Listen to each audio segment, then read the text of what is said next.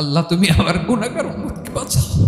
বিশ্বনবী পাগলের মতো একবার হাউজে কাউসারে যাবেন, একবার সিরাতে যাবেন, একবার পুলসিরাতের দিকে, একবার হাউজে কাউসারের দিকে পাগলের মতো দৌড়াতে থাকবেন। তার কোনো গুনাহগার উম্মত যাতে জাহান্নামে ঢুকে না যায়। সেদিন কেউ সুপারিশ করতে পারবে না বিশ্বনবী ছাড়া। কিয়ামতের ময়দানে ওই বিভীষিকাময় সময়ে মুসিবতের কালে মানুষগুলো পাগল হয়ে বিশ্বনবীকে খুঁজতে আরম্ভ করবে। সবাই মিলে বিশ্বনবীর কাছে যেয়ে বলবে, ইয়া রাহমাতাল লিল আলামিন, ইয়া খাতামান নবীন, রাহমাতাল লিল আলামিন। দেখেন আমাদের কি অবস্থা, কি কঠিন বিপদে আমরা আছি, দাঁড়াতে পারি না, সূর্যের আলোতে ঘেমে হয়রান। আজকে কেউ সুপারিশ করতে পারবে না। সব নবীরা অপারগতা স্বীকার করেছে, তারা বলেছে আপনি ছাড়া কেউ নাকি আল্লাহর সামনে দাঁড়াতে পারবেন না, আপনি একটু সুপারিশ করেন। বিশ্বনবী বলবেন, আসো আসো, আজকের দিনে আমি ছাড়া আল্লাহর সামনে কেউ দাঁড়াতে পারবে না। বিশ্বনবী মাকামে মাহমুদে যে আল্লাহু আকবার বলে সিজদায় লুটিয়ে পড়বেন। আল্লাহ রাব্বুল আলামিন বিশ্বনবীকে এমন কিছু চমৎকার শব্দ শিখাবেন, ওই শব্দগুলো দিয়ে আল্লাহর প্রশংসা করে বিশ্বনবী কাঁদতে আরম্ভ করবেন। বিশ্বনবী এমন ভাবে অজর দ্বারায় সিজদায় লুটিয়ে পড়ে কাঁদবেন, রব্বুল আলামিনের রহমতের দরিয়ায় জোশ লেগে যাবে। রব্বুল আলামিন এই দৃশ্য থেকে সহ্য করতে পারবেন না। রব্বুল আলামিন বলবেন, ইয়া মুহাম্মদ ইরফা রাসাক, ও নবী আপনি মাথা তোলেন, মাথা তোলেন, আপনার কান্না আমি সহ্য করতে পারি না। নবী আপনি মাথা তোলেন, সাল তুতা, আজকে আপনি যা চাবেন তাই দেব। নবী আপনি সিজদা থেকে মাথা তুলেন, সাল তুতা, যা চাবেন তাই দেব। ওয়াশফা তুশাফা, যার জন্য সুপারিশ করবেন তার সুপারিশ কবুল করে নেব। বিশ্বনবী এবার মাথা তুলবেন। যে বিভীষিকাময় সময়ে প্রত্যেক নবী বলেছেন আমি পারবো না, প্রত্যেক নবী বলেছেন নফসি নফসি, আমার কি হবে আমি জানি না, আল্লাহ আমারে বাঁচাও। প্রতিটি নবী বলবেন নফসি নফসি, আল্লাহ তুমি আমারে বাঁচাও, আমারে বাঁচাও। বিশ্বনবী মাথা তুলবেন, তুলে বলবেন রব্বি হাবলি উম্মতি, আল্লাহ তুমি আমার গুনাহগার উম্মতকে বাঁচাও। এই দুনিয়ার বুকে রব্বুল আলামিন সব নবীকে একটা করে দাওয়া মুস্তাজাবা দিয়েছেন, মানে যে দোয়া করলে কবুল হয়ে যায় সাথে সাথেই। দাও বিহা, দুনিয়ার সব নবীরা ওই দোয়াটা দুনিয়ায় করে ফেলেছে। সব নবীকে আল্লাহ একটা করে দোয়া দিয়েছেন, নবী দোয়া করলেই কবুল। সব নবীরা ওই দোয়া করে ফেলেছে দুনিয়াতে। বিশ্বনবী বলেন আমি করি নাই। ওয়া ইন্নী আখতাবিউ দাওয়াতি শাফাআতান লি উম্মতি ইয়াউমাল কিয়ামাহ, আমার ওই স্পেশাল দোয়াটা আমি দুনিয়ার বুকে কঠিন বিপদে পড়েও কোনোদিন করি নাই। আমি আমার স্পেশাল দোয়াটা কিয়ামতের দিন আমার গুনাহগার উম্মতকে সুপারিশের জন্য রেখে দিয়েছি। আল্লাহ বলবেন নবী ইরফা রাসাক, মাথা তোলেন, আর কাটবেন না। বিশ্বনবী মাথা তুলবেন, আল্লাহ বলবেন সাল তুতা, আপনি যা চাবেন তাই দেব। ওয়াশফা তুশাফা, সুপারিশ করেন, সুপারিশ কবুল করব। বিশ্বনবী বলবেন আল্লাহ ওই স্পেশাল দোয়াটা দুনিয়াতে করি নাই, আজকে আমি তোমার দরবারে দাঁড়িয়ে কিয়ামতের দিন ওই দোয়াটা করছি। আল্লাহ আমার যে উম্মতের হৃদয়ে যাররা পরিমাণ ঈমান আছে, আমার একটা উম্মতকেও তুমি জাহান্নামে ঢোকাতে পারবা না। বিশ্বনবী পাগলের মতো একবার হাউজে কাউসারে যাবেন, একবার সিরাতে যাবেন, একবার পুলসিরাতের দিকে, একবার হাউজে কাউসারের দিকে পাগলের মতো দৌড়াতে থাকবেন। তার কোনো গুনাহগার উম্মত যাতে জাহান্নামে ঢুকে না যায়। সেদিন কেউ সুপারিশ করতে পারবে না বিশ্বনবী ছাড়া।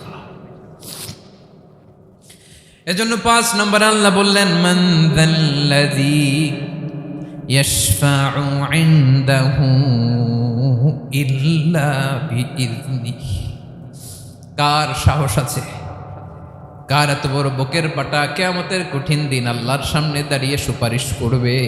কারো ক্ষমতা নেই, কারো ক্ষমতা নাই।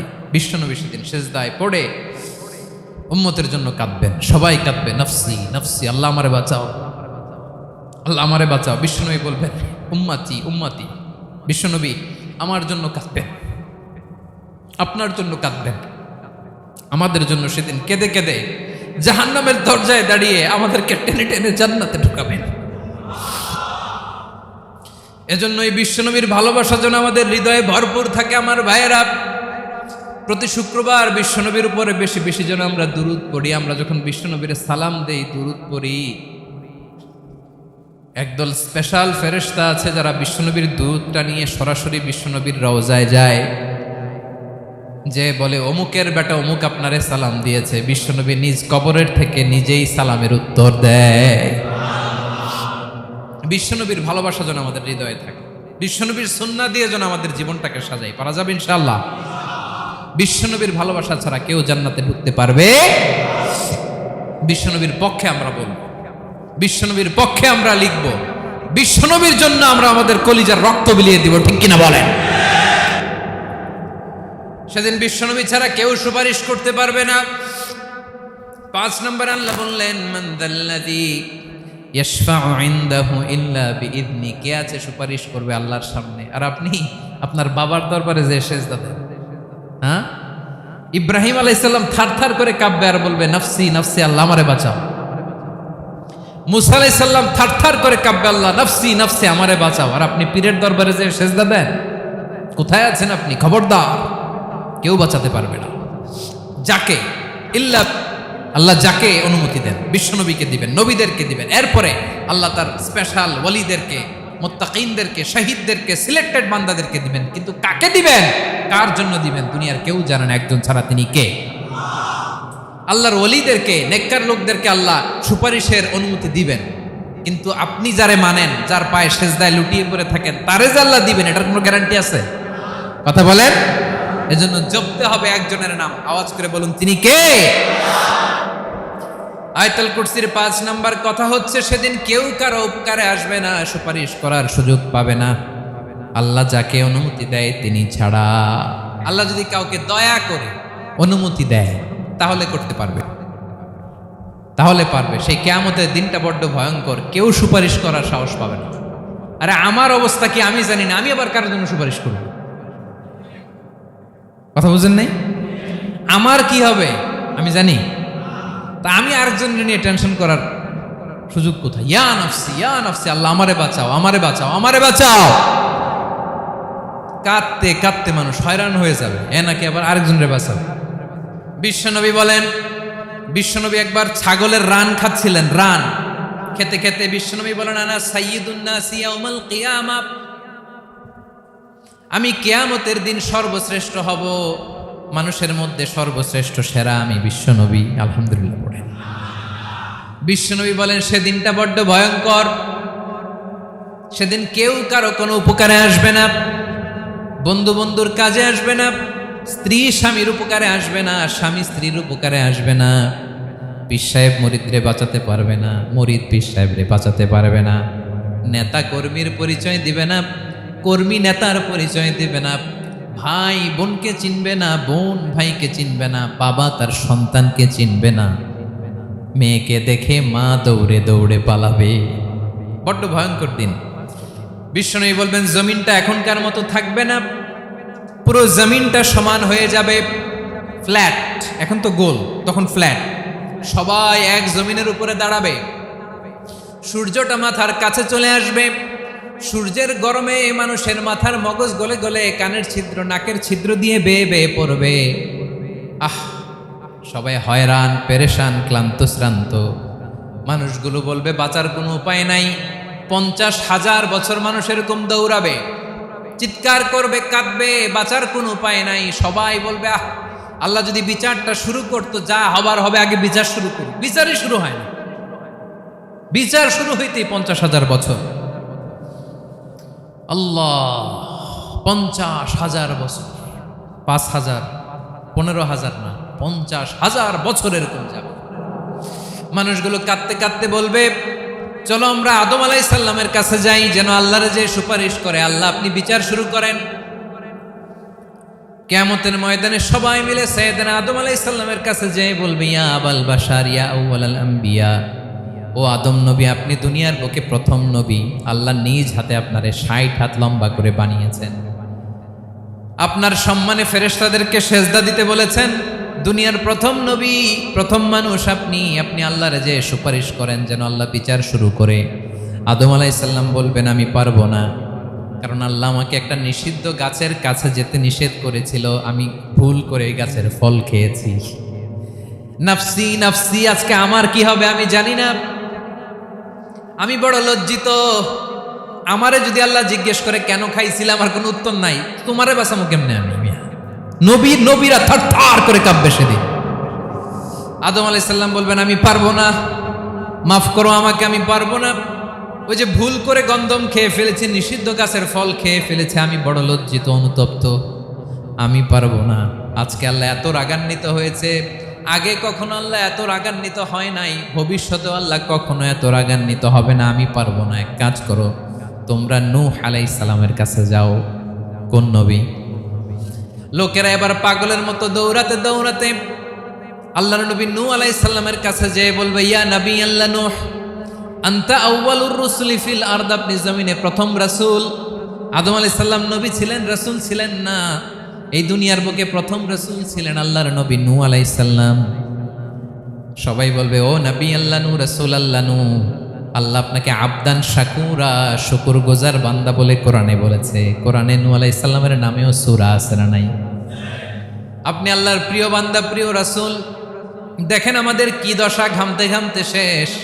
জমিনটা তামার জমিন, সূর্যটা মাথার কাছে, কি করবো আর পারি না, ঘামতে ঘামতে আর কত ঘামবো, কত দাঁড়িয়ে থাকবো। আল্লাহরে যে বলেন বিচার যেন শুরু করে। নূহ আলাইহিস সালাম বলবেন আমিও পারবো না, আমিও পারবো না। আমি আমার ছেলের জন্য এক কথা বলে ভুল করে ফেলছি। যখন মহাপ্লাবন হবে আমি বললাম আল্লাহ আমার কলিজার টুকরা সন্তান রে বাঁচান। আল্লাহ বললেন ও নূহ, সে তোমার সন্তান না, কারণ সে ঈমান আনে নাই, সে পাহাড়ের উপর দাঁড়িয়েছে, দেখি কেমনে সে বাঁচে। ওই যে আমি একটা না বুঝে আবদার করেছি, আল্লাহ আমার উপর রেগে গিয়েছিলেন। আজকে আল্লাহ ওই ব্যাপারে যদি আমারে প্রশ্ন করে, আমার কোনো জবাব নাই, আমি পারবো না, মাফ করো। তোমরা সবাই মিলে আল্লাহর খালিল ইব্রাহিম আলাইহিস সালামের কাছে যাও। লোকগুলো পাগলের মতো খুঁজতে আরম্ভ করবে, অযুত লক্ষ নিযুত কোটি মানুষের ভিড়ে আল্লাহর খালিল ইব্রাহিমকে যে বলবে ইয়া খালিলুল্লাহ, ও আল্লাহর খালিল, আল্লাহ আপনাকে বড্ড ভালোবেসেছেন, আপনি কাবা বানিয়েছেন, আল্লাহ আপনাকে বড্ড পছন্দ করেন। দেখেন আমাদের কি অবস্থা। আপনি যে আল্লাহর কাছে সুপারিশ করেন যেন আল্লাহ আজকে বিচার শুরু করে। আল্লাহর নবী ইব্রাহিম বলবেন আমিও পারবো না, আমি আমার জীবদ্দশায় 3টা মিথ্যা বলেছি। কয়টা? আসলে মিথ্যা না, একটু টুইস্ট করে কৌশল করে কথা বলেছিলেন, ওইটাকে হাদিসে মিথ্যা বলা হয়েছে।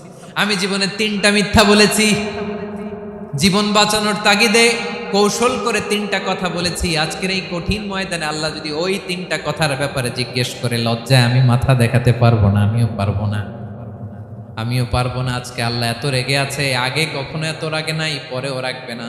তোমরা সবাই মিলে বনি ইসরাইলের নবী মূসা আলাইহিস সালামের কাছে যাও। সবাই এবার যাবে মূসা আলাইহিস সালামের কাছে, যে বলবে ইয়া নবী আল্লাহ মূসা, আপনি ছিলেন কালিমুল্লাহ, আল্লাহর সাথে সরাসরি কথা বলতেন।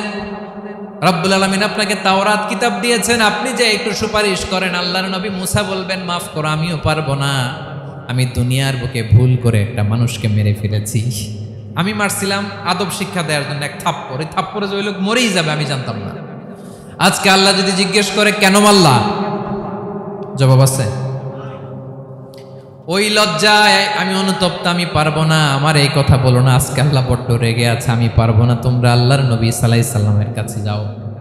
কিয়ামতের ময়দানে মানুষগুলো পাগল পাড়া হয়ে আল্লাহর নবী ঈসা আলাইহিস সালামের কাছে যাবে, যে বলবে নবী ঈসা আপনি রূহুল্লাহ, বাবা ছাড়া আল্লাহ আপনাকে বানিয়েছেন, ইনজিল কিতাব দিয়েছেন, মৃত মানুষকে আপনি জীবিত করতে পারতেন। আজকের এই কঠিন বিপদের দিনে আপনি আমাদের সাহায্য করেন। আল্লাহর কাছে যে বলেন যেন বিচার শুরু করে। ঈসা আলাইহিস সালাম বলবেন আমিও পারবো না, ইন্নী উবিদতু মিন দুনিল্লাহ, আমার উম্মত খ্রিস্টানেরা আল্লাহরে বাদ দিয়ে আমি ঈসার ইবাদত করেছে। আমার মা ম্যারি আর আমাকে ডাকতো জেসাস ক্রাইস্ট, আমার ইবাদত করেছে, যদিও আমি আমার ইবাদত করতে বলি না। ঈসা আলাইহিস সালামও ইবাদত করতে বলেছেন একজনের, তিনি কে? আল্লাহ নবী সাল্লাল্লাহু আলাইহি সাল্লাম বলবেন আমিও পারবো না, আজকে আল্লাহ অনেক রেগে আছে, আমি পারবো না, তবে একটা পরামর্শ দিতে পারি, একটা সাজেশন দিতে পারি। আজকের দিনে এই কঠিন মুসিবতের কালে, এই কঠিন সময়ে কেউ আল্লাহর দরবারে দাঁড়িয়ে একটা টু শব্দ করার ক্ষমতা কারো নাই, একমাত্র আখিরি জামানার পয়গাম্বর বিশ্বনবী মুহাম্মদুর রাসূলুল্লাহ ছাড়া। মানুষগুলো এবার আগুনের মধ্যে পানি দিলে যেমনি আগুন নিভে যায়, দাউ দাউ করা হৃদয়ে জ্বলন্ত আগুন তাদের ঠান্ডা হবে। কিয়ামতের ময়দানে ওই বিভীষিকাময় সময়ে মুসিবতের কালে মানুষগুলো পাগল হয়ে বিশ্বনবীকে খুঁজতে আরম্ভ করবে। সবাই মিলে বিশ্বনবীর কাছে যেয়ে বলবে ইয়া রাহমাতাল লিল আলামিন, ইয়া খাতামান নবীন, রাহমাতাল লিল আলামিন। দেখেন আমাদের কি অবস্থা, কি কঠিন বিপদে আমরা আছি, দাঁড়াতে পারি না, সূর্যের আলোতে ঘেমে হয়রান। আজকে কেউ সুপারিশ করতে পারবে না, সব নবীরা অপারগতা স্বীকার করেছে, তারা বলেছে আপনি ছাড়া কেউ নাকি আল্লাহর সামনে দাঁড়াতে পারবেন না, আপনি একটু সুপারিশ করেন। বিশ্বনবী বলবেন আসো আসো, আজকের দিনে আমি ছাড়া আল্লাহর সামনে কেউ দাঁড়াতে পারবে না। বিশ্বনবী বলবেন আল্লাহ, ওই স্পেশাল দোয়াটা দুনিয়াতে করি নাই, আজকে আমি তোমার দরবারে দাঁড়িয়ে কিয়ামতের দিন ওই দোয়াটা করছি। আল্লাহ, আমার যে উম্মতের হৃদয়ে যাররা পরিমাণ ঈমান আছে, আমার একটা উম্মতকেও তুমি জাহান্নামে ঢোকাতে পারবা না।